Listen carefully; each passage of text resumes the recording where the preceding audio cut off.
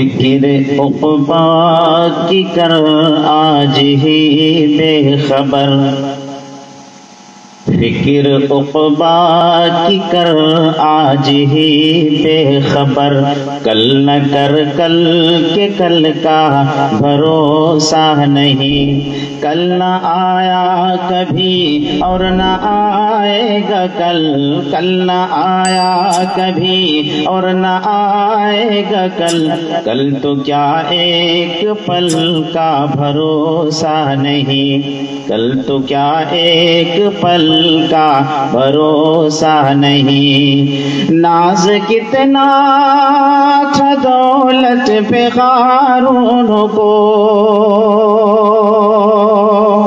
ناز کتنا تھا دولت پہ قارون کو، قارون کو بھول بیٹھا تھا وہ دین و ایمان کو، بھول بیٹھا تھا وہ دین و ایمان کو، مل گئی خاک میں، مل گئی خاک میں اس کی دولت سبھی، ایسی دولت کا کوئی بھروسہ نہیں، ایسی دولت کا کوئی بھروسہ نہیں، فکر عقبا کی کر آج ہی بے خبر، قصر شاہی میں جو آج سوتا ہے تو، قصر شاہی میں جو آج سوتا ہے تو، فرش مخمل پہ اترا کے چلتا ہے تو، تنہا سوئے گا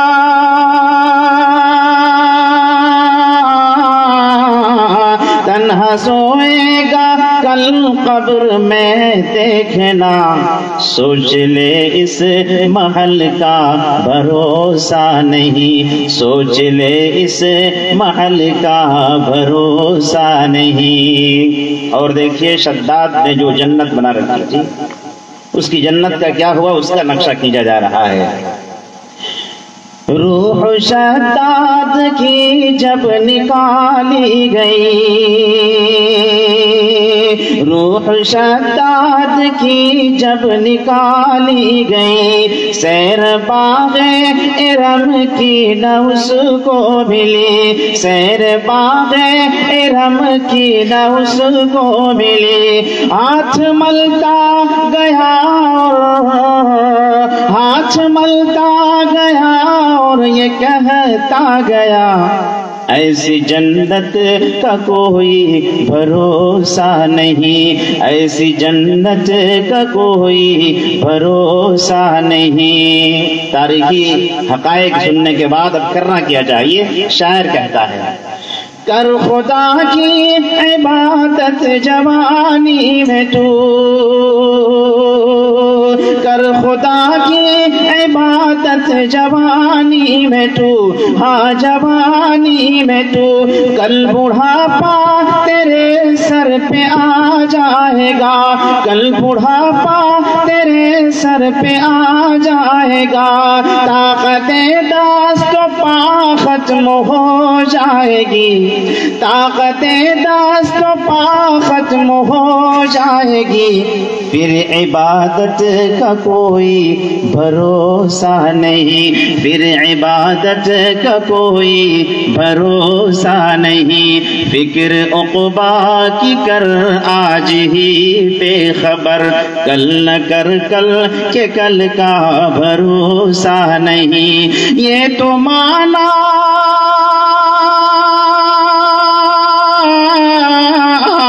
یہ تو مانا اجل آئے گی ایک دن، یہ تو مانا اجل آئے گی ایک دن، کیا پتہ یہ کہاں روح پرواز ہو، کیا پتہ یہ کہاں روح پرواز ہو، دفن ہوگا مقدر تو ہو جائے گا، دفن ہوگا مقدر تو ہو جائے گا، ورنہ تربت کا کوئی ٹھکانہ نہیں، ورنہ تربت کا کوئی ٹھکانہ نہیں۔ فکر عقبا کی کر آج ہی بے خبر، کل نہ کر کل کہ کل کا بھروسہ نہیں۔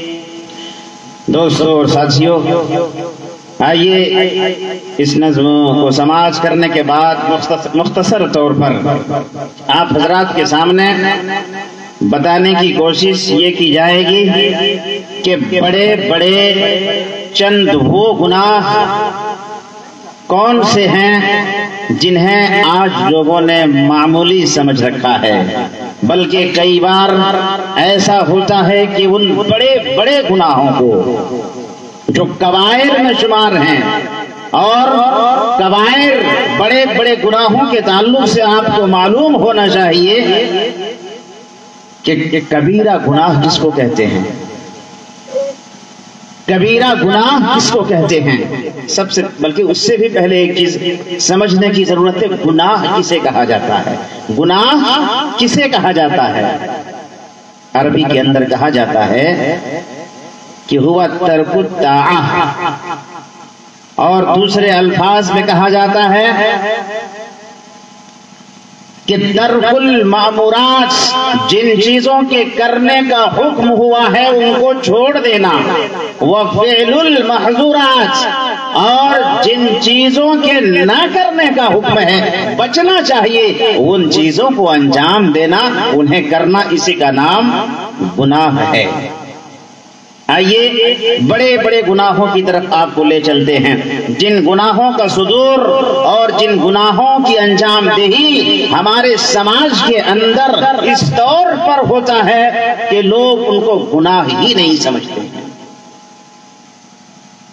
آئیے حدیث کی روشنی میں آپ کو بتاتے ہیں، بخاری و مسلم شریف کی حدیث ہے، حضرت عبداللہ ابن مسعود رضی اللہ عنہ راوی حدیث سے بیان فرماتے ہیں، حدیث لمبی ہے لیکن اس کا ایک ٹکڑا بیان کرتے ہیں۔ وَإِيَّاكُمْ وَالْكَذِبِ، کیا کہہ رہے ہیں؟ إِيَّاكُمْ وَالْكَذِبِ فَإِنَّ الْكَذِبَ يَهْدِي إِلَى الْفُجُورِ وَإِنَّ الْفُجُورَ يَهْدِي إِلَى النَّارِ وَمَا يَزَالُ الرَّجُلُ يَكْذِبُ وَيَتَحَرَّى الْكَذِبَ حَتَّى يُكْتَبَ عِندَ اللَّهِ كَذَّابًا۔ آج ذرا غور کیجئے، ہر گھر کے اندر باپ بیٹے سے جھوٹ بول رہا ہے، بیٹا باپ سے جھوٹ بولتا ہوا نظر آتا ہے، ماں بیٹی سے کچھ اور کہہ رہی ہے، حقیقت کچھ اور ہے، ساس اور بہو کے درمیان جھوٹ ہی پر اکثر کاموں کی بنیاد ہوتی ہے، بازار میں جھوٹ بولا جا رہا، سیلر جھوٹ بول رہا ہے، کسٹمر جھوٹ بول رہا ہے، بازار میں جھوٹ ہے، اور حد تو یہ ہے کہ جہاں انسان عبادت کرتا ہے، جہاں سے جنت پاتا ہے، اس گھر کے اندر بھی جھوٹ بولا جاتا ہے، جبکہ جھوٹ بولنا کوئی معمولی گناہ نہیں ہے۔ جھوٹ ہم لوگوں نے جھوٹ کو گناہ ہی نہیں سمجھا ہے، جھوٹ بولنا ایک کبیرہ گناہ ہے۔ جھوٹ بولنے کی بڑی وعیدیں کتاب و سنت کے اندر آئی ہوئی ہے، جھوٹ بولنے والوں کے اوپر اللہ کی لعنت ہے، اور جھوٹ بولنے والوں کی سزا آج بھی جہنم کی مل رہی ہے۔ پیارے رسول نے مشاہدہ بھی کیا ہے، آپ نے خواب کی حالت میں دیکھا، آپ کو دکھایا گیا کہ ایک شخص بیٹھا ہوا ہے اور ایک شخص اس کے سامنے لوہے کی سنسی، لوہے کا آنکڑا لیا ہوا اس کے گلفڑے کو چیر رہا ہے اور گھٹی تک پہنچا دے رہا ہے، پھر اس گلے کو چیر کر کے دوسرے کی طرف آتا ہے، اسے بھی چیرتا ہے۔ بخاری و مسلم کی حدیث ہے، پیارے رسول پوچھتے ہیں یہ کون ہے، یہ کون سا گناہگار ہے؟ جواب دیا جاتا ہے دنیا کے اندر صبح سویرے جھوٹ بولتا تھا، شام تک اس کا جھوٹ دنیا کے دور دراز گوشوں تک پھیل جاتا تھا۔ دوستو خصوصاً آج کے سوشل میڈیا کے دور میں اس حدیث پر غور کرنے کی ضرورت ہے۔ جہاں کہیں سے بھی کوئی خبر موصول ہوتی ہے، واٹس ایپ میں بھیج دیتے ہیں، فیس بک میں بھیج دیتے ہیں، جھوٹ کو پھیلاتے ہیں۔ اسی ایسے ہی جھوٹوں کے تعلق سے پیارے رسول صلی اللہ علیہ وسلم نے بیان فرمایا کہ اس فرشتے، دونوں فرشتوں نے جواب دیا کہ یہ عذاب ہو رہا ہے جھوٹ بولنے کی وجہ سے، اور قیامت تک یہ عذاب ہوتا رہے گا۔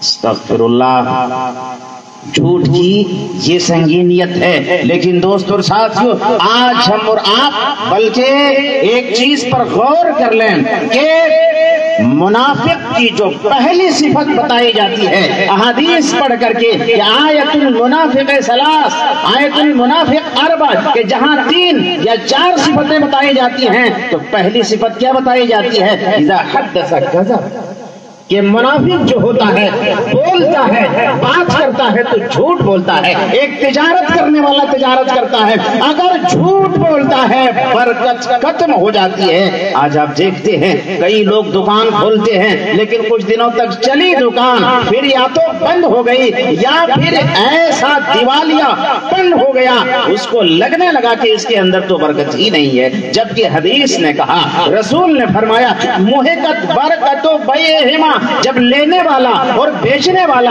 دونوں جھوٹ بولتے ہیں تو اس کی برکت ختم ہو جاتی ہے۔ لہذا کہنے کی ضرورت، کہنے کا مقصد یہ ہے کہ جھوٹ ایک سنگین جرم ہے، جھوٹ ایک سنگین جرم ہے، یہ جہنم میں لے جانے والا گناہ ہے۔ لہذا اس گناہ کی سنگینیت کو سمجھنے کی ضرورت ہے۔ ہمارے سماج میں اور خصوصاً اس علاقے کے اندر کہا یہ جاتا ہے کہ پوری دنیا کے لوگ تو جھوٹ بولتے ہیں، کون سچائی پر مبنی دکان چلا رہا ہے، کون ہمیشہ سچ بولتا ہے؟ سب کے دیکھا دیکھی سبوں نے جھوٹ جیسے سنگین جرم کو جائز اور بے گناہی ثابت کر دیا ہے۔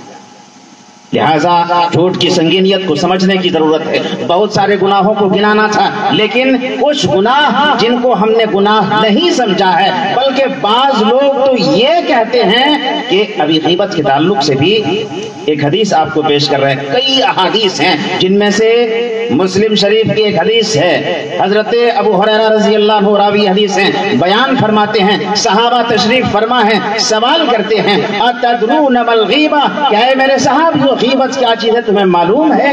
آج ہم سماج کے لوگوں کو بتلانا چاہتے ہیں جو یہ کہتے ہیں کہ اس کے اندر تو یہ عیب ہے، اس کے اندر تو حقیقت میں یہ چیز پائی جاتی ہے، اگر ہم بتا رہے ہیں تو کون سا گناہ کر رہے ہیں؟ دوستو رسول بتلا رہے ہیں، صحابہ سے پوچھ کر معلوم ہے غیبت کس چیز کا نام ہے؟ کہا گیا، صحابہ نے کہا اللہ و رسولہ عالم، اے رسول اللہ اور رسول ہی بہتر جانتے ہیں۔ پیارے رسول نے جواب دیا، کیا جواب دیا؟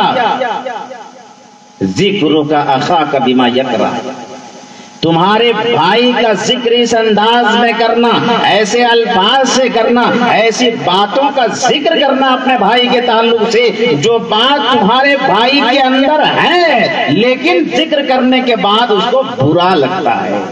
کوئی لنگڑا ہے، اس کو آپ لنگڑا کر رہے ہیں، غیبت کر رہے ہیں۔ کسی نے کوئی کام کیا ہے، جائز کام کیا ہے، لیکن اگر وہ بات سننے کے بعد اس کو برا لگ رہا ہے تو یہی غیبت ہے۔ پیارے رسول نے فرمایا کہ ذکر کا اخاک بما یکرہ، کہ تمہارے بھائی کا ذکر ایسے انداز میں کرنا کہ وہ انداز یا وہ بات یا وہ حرکت یا وہ عمل سننے کے بعد تمہارے بھائی کو برا لگتا ہے۔ پیارے رسول سے پوچھا گیا کہ اللہ کے رسول ان کان فی اخی ما اقول، کہ جو چیز میں کہہ رہا ہوں اگر میرے بھائی کے اندر ہے تو رسول نے کیا بیان فرمایا صلی اللہ علیہ وسلم؟ کیا بیان فرمایا کہ ان کان فیہ ما تقول فقد اغتبت، کہ اگر اس کے اندر ہے وہ چیز اور تو بیان کر رہا ہے وہی تو غیبت ہے۔ آج ہم کیا کہتے ہیں؟ ارے ہم کون سا جھوٹ بول رہے ہیں، کون سا الزام لگا رہے ہیں، وہ تو ایسا بولا ہے، وہ تو ایسا کرتا ہے، اس کے اندر یہ عیب ہے، اسی کا نام غیبت ہے۔ اور یہ غیبت گناہ کبیرہ میں سے ہے، بہت بڑا گناہ ہے، اس کی وعیدیں آئی ہوئی ہیں اور ایسا شخص جہنم میں جائے گا۔ جہنم کی سزا ایسے لوگوں کے اوپر بھی ہو رہی ہے۔ نبی نے جہنم ہم میں دیکھ کر کے ہمیں آ کر کے بتایا غیبت خوروں کی سزا یہ ہے کہ اس کے ناخن، غیبت خوروں کے ناخن تانبے کے بڑے بڑے ہیں، وہ اپنے چہرے اور اپنے سینوں کو نوچ رہے ہیں اور یہ سلسلہ بندھا ہوا ہے۔ کہنے کا مطلب یہ ہے غیبت اسی کا نام ہے۔ اگر اس غیبت کو ہم اپنائے ہوئے ہیں تو اپنی اجتماعیت کو برباد کر رہے ہیں۔ اپنے بھائی سے جو دوستی ہے، جو ملاپ ہے، محبت ہے، الفت ہے، عقیدت ہے، اگر ہمارا بھائی جان لیتا ہے میری غیبت یہ کرتا ہے تو کیا ہوتا ہے؟ معاشرے کے اندر بدامنی پھیلتی ہے، دشمنی جنم لیتی ہے، سماج ٹکڑے ٹکڑے میں بٹنے لگتا ہے۔ لہذا اس غیبت کو اسلام نے حرام قرار دیا ہے۔ غیبت سے بچنے کی ضرورت ہے۔ ایک چوتھا گناہ جس کو ہم لوگوں نے بہت ساری قسموں کو حلال کر کے رکھا ہے، پیارے رسول صلی اللہ علیہ وسلم نے اور اللہ رب العالمین نے بھی کلام مجید کے اندر اور حرام کھانے کی بڑی شناخت بیان کی ہے، بلکہ حرام مال کھانے کا نتیجہ یہ ہوگا کہ اس کی کوئی عبادت ہی قبول نہیں ہوگی۔ آپ حرام کھا رہے ہیں، نماز بھی پڑھ رہے ہیں، دعا بھی کر رہے ہیں، حرام کھا رہے ہیں، اپنے بچے کو مدرسے میں پڑھا رہے ہیں، حرام کی دولت اپنا رہے ہیں اور پھر حج کرنے کی کوشش کر رہے ہیں، حرام کھا رہے ہیں اور نہیں معلوم کون کون سی نیکیاں کرنے کی امید لیے ہوئے ہیں۔ یاد رکھیے اگر حرام کا مال آپ کے اندر ہے، آپ کے پاس ہے، تو آپ کی دعا قبول نہیں ہوگی، آپ کی نماز قبول نہیں ہوگی، آپ کا صدقہ قبول نہیں ہوگا۔ مسلم شریف کی حدیث ہے، پیارے رسول بیان فرماتے ہیں، ابو ہریرہ رضی اللہ عنہ راوی حدیث ہیں، بیان فرماتے ہیں کہ اے لوگو یا ایھا الناس ان اللہ طیب لا يقبل الا طیبا، اللہ پاک ہے، پاکیزگی کو پسند فرماتا ہے اور بلکہ اسی کو قبول فرماتا ہے۔ اگر حرام مال ہے، اگر غیر پاکیزہ چیز کوئی ہے تو اللہ قبول نہیں فرماتا ہے۔ اور پھر ایک لمبی حدیث پیارے رسول نے بیان فرمائی کہ ایک آدمی لمبے سفر میں ہے، سفر کی حالت میں ہے اور بال اور کپڑے سب پراگندے ہیں، ایسی حالت میں دعا کر رہا ہے، ہاتھ اٹھایا ہوا ہے، یا رب کہہ رہا ہے، لیکن اس کا کھانا حرام کا، اس کا پینا حرام کا، اس کا کپڑا حرام کا، اس کا جسم حرام کا، فَكَيْفَ يُسْتَجَابُ الدَّعْوَاتِ، کیسے دعا قبول ہوگی؟ دعا قبول نہیں ہو رہی ہے۔ کہنے کا مطلب کیا ہے کہ حرام کھانے سے، حرام مال اپنے پاس رکھنے سے ہماری کوئی عبادت قابل قبول نہیں ہے۔ لہٰذا حرام کو حرام سمجھنے کی ضرورت ہے اور اس کی بڑی تفصیل ہے، وقت نہیں ہے اور نہ اسے بھی بتایا جاتا۔ ایک چوتھی چیز جو بڑی سنگین چیز ہے، ہم لوگ نہیں سمجھتے ہیں، بہت ہی خطرناک چیز ہے اور ہمیں دیمک کی طرح وہ ہمارے اندر گھس رہا ہے، ہمیں احساس نہیں ہو رہا کہ اسے بھی سود کہا جاتا ہے، یہ بھی سود ہے۔ میں آپ کو چند باتوں سے سمجھانے کی کوشش کرتا ہوں۔ پیارے رسول صلی اللہ علیہ وسلم سے بیان فرماتے ہوئے ارشاد فرماتے ہیں، کون؟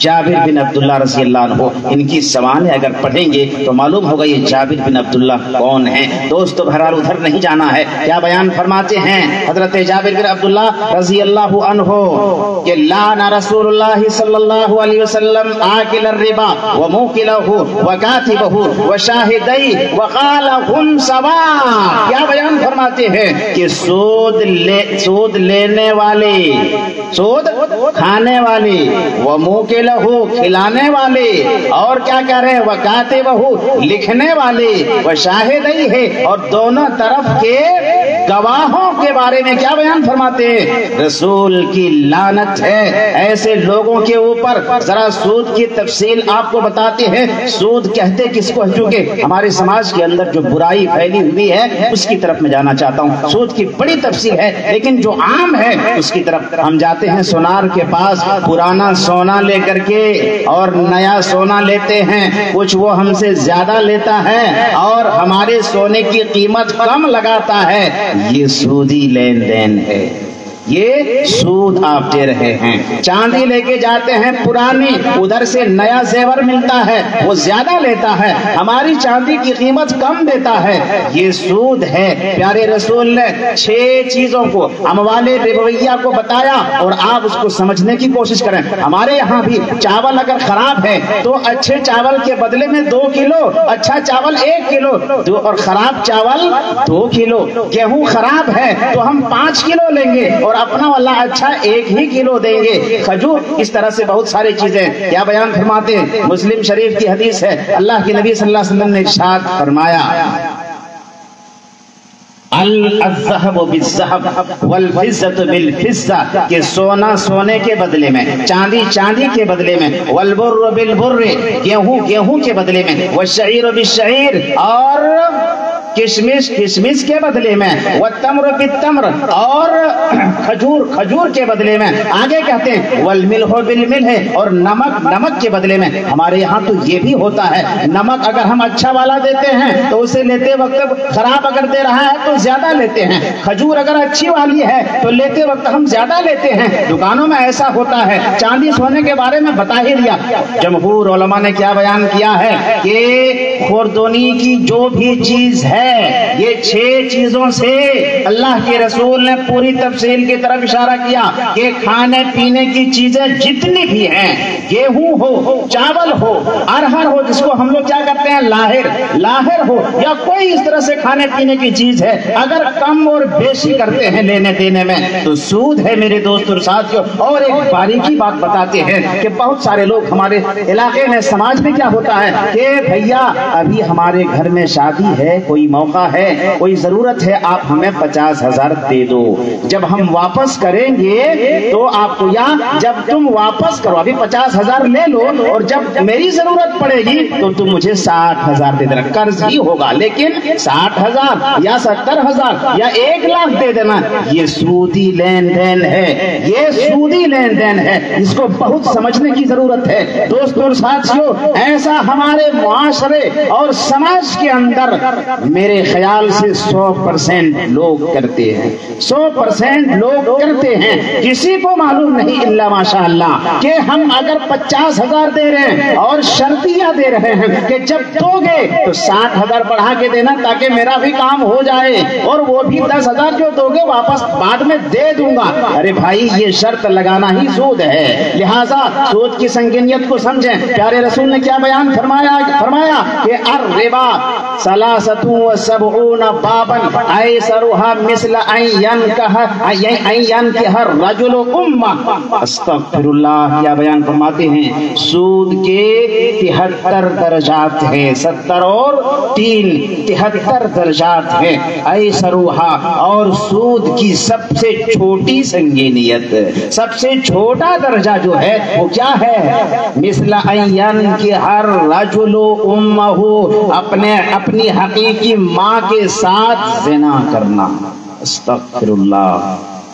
آج ہماری ماں اور بہنوں کو سوچنے کی ضرورت ہے، جو کیا کرتی ہیں 10-10 روپیہ نکال کر کے، اور نہیں معلوم وہ کون سا ابھی سسٹم چلا ہے، اور گروپ بنا ہر گاؤں میں، ہر گاؤں کے اندر یہ چیز پھیلی ہوئی ہے۔ عورتیں اکٹھا کرتی ہیں 10-10 روپے، اور ہفتہ 10 روپے پھر جمع کر کے، اور پھر ادھر سے لون آتا ہے اور ان کو کچھ بڑھا چڑھا کر دیا جاتا، پھر ادا کرتی ہیں۔ یہ سود ہے، یہ سود ہے۔ اسی حدیث کے اندر جس میں جھوٹ کی سنگینیت بیان کی گئی ہے، اسی میں اللہ کے رسول نے دیکھا کہ ایک آدمی خون کی نہر میں تیر رہا ہے، سامنے ایک دوسرا شخص پتھر لیے ہوئے کھڑا ہے۔ جب وہ خون کی نہر سے ڈبکیاں مارتے ہوئے باہر آنا چاہتا ہے تو یہ شخص جو پتھر لیے ہوئے کھڑا ہے نہر کے کنارے، وہ پتھر اس کے منہ میں دے مارتا ہے، پھر وہ واپس وہیں چلا جاتا ہے اور خون میں ڈبکیاں لینے لگتا ہے۔ دوستوں اور ساتھیوں، سود خور کہاں جانے والا ہے؟ جہنم میں جانے والا ہے۔ سود خوروں کی وعید اور سنگینیت اور اس کی خطرناکی کو دیکھیے کہ ایک انسان اپنی ماں کے ساتھ زنا اگر کر رہا ہے، وہ بھی سب سے ہلکا ترین درجہ ہے۔ اللہ اکبر۔ سود کی سنگینیت کو سمجھنے کی ضرورت ہے۔ ایسے ہی ایک چوتھی یا پانچویں چیز، کتنی چیزیں 10-12 چیزیں ہیں، بہرحال ایک آگے کی چیز آپ کو بتا رہے ہیں جو بڑی خطرناک چیز ہے، وہ بھی ہمارے سماج کے اندر، ہمارے معاشرے کے اندر وہ چیز بھی پھیلی ہوئی ہے، لوگ اس کو نہیں سمجھتے ہیں، اور وہ کیا ہے؟ بلا کسی عذر شرعی کے لوگ ایک دوسرے سے جدا رہتے ہیں، بات چیت نہیں کرتے ہیں، بلکہ سننے میں، اور میں نے خود دیکھا، یہ میرا مشاہدہ ہے کہ جہالت کی حد تو تب ہو جاتی ہے جب لوگ خود تو بات کرتے نہیں ہیں، دوسروں کو بھی جدا رکھنا چاہتے ہیں اور کہتے ہیں فلاں سے بات کرو گے ہم سے نہیں کرو گے، فلاں کو دعوت دو گے ہمیں دعوت نہیں دو گے۔ نبی نے فرمایا اگر ایسا شخص مر جاتا ہے ایسی حالت میں تو وہ جنت میں نہیں، کہاں جائے گا؟ جہنم میں جائے گا، جہنم میں جائے گا۔ سیدنا ابو ہریرہ رضی اللہ عنہ بیان فرماتے ہیں لا یحل، کہ اللہ کے رسول نے ارشاد فرمایا لا یحل الکذب، لا یحل للمسلم ان یہجر اخاہ فوق ثلاث، فوق ثلاث، کہ کسی بھی مسلمان کے لیے جائز نہیں ہے کہ دوسرے مسلمان بھائی سے 3 دنوں سے زیادہ بات چیت بند رکھے، قطع تعلق کیا ہوا رکھے، دعوت اور کھان پین بند رکھے، ادھر اس کا چہرہ رہے ادھر اس کا چہرہ نہیں، 3 دنوں سے زیادہ اگر ہو گیا، اور فما، کیا بیان فرماتے فإن حجر فوق ثلاث، اگر 3 دنوں سے زیادہ چھوڑ دیا، بات چیت نہیں کیا، دعوت سب بند ہے، فمات اور مر گیا، فدخل النار، کہاں جائے گا؟ جنتی ہوگا نا۔ جنت بڑا اچھا عمل کیا ہے، بڑا اچھا عمل کیا ہے، لوگوں کو بھی روکا، خود بھی رکا ہے، لوگوں کو بھی روک رہا ہے۔ ہمارے سماج کے اندر کتنے ایسے لوگ ہیں جبکہ نبی پر جب پہلی وحی ہوتی ہے اور نبی آ کر کے کہتے ہیں اپنی زوجہ مطہرہ اما خدیجہ رضی اللہ عنہا کے پاس کہ خشیت علی نفسی، مجھے ڈر ہے کہ میری جان کہیں نہ چلی جائے، چنانچہ اما خدیجہ کیا جواب دیتی ہے؟ لا، بلکہ یہ کہتی ہے واللہ تاللہ لا یخزیک اللہ ابدا، قسم اللہ کی آپ کو تو خوش ہونا چاہیے، آپ کو اللہ کبھی برباد نہیں کرے گا۔ اور اس میں صبر آزما کلمات میں سے پہلا کلمہ یہ تھا انک لتصل الرحم، کہ اے میرے پیارے شوہر، اے نبی، آپ کی نیکیوں کی بھرمار ہے، آپ کے پاس بڑی نیکیاں ہیں، اللہ آپ کو برباد نہیں کرے گا۔ اور پہلا جملہ تھا انک لتصل الرحم، آپ کو صلہ رحمی کرتے ہیں، جو آپ سے ٹوٹے ہوئے ان کو جوڑتے ہیں، جو آپ سے بات نہیں کرتے ہیں ان سے آپ بات کرتے ہیں، آپ سے سلام کلام نہیں کرتے ہیں، ایسے لوگوں کو توڑ کے آپ اپنے سے چمٹا لینے والے ہیں، آپ کو اللہ کبھی ضائع نہیں ہونے دے گا، برباد نہیں ہونے دے گا۔ معلوم کیا ہوا کہ بہت بڑی نیکی ہے دوسروں سے مل جل کر کے رہنا، دوسروں سے قطع تعلق نہ کرنا، بڑی نیکی، اور نیکی کا بدلہ کیا ملتا ہے؟ مصیبتیں ٹلتی ہیں، مصیبتیں ٹلتی ہیں۔ اب عائشہ نے جو کہا کہ نہیں ایسا نہیں ہو سکتا، آپ کے اندر نیکیاں، اور ان نیکیوں میں پہلی نیکی یہ گنائی۔ بہرحال اور بھی بہت ساری چیزیں ہیں، مثال کے طور پر ہماری خواتین کے اندر ایک بہت بری عادت یہ پائی جاتی ہے کہ بہت جلدی لوگوں کو لعنت ملامت کرنے لگتی ہیں، لعنت ملامت کرنا، برا بھلا کہنا، کسی کو بھی کافر کہہ دینا، کسی کو منافق کہہ دینا۔ پیارے رسول نے کیا بیان فرمایا؟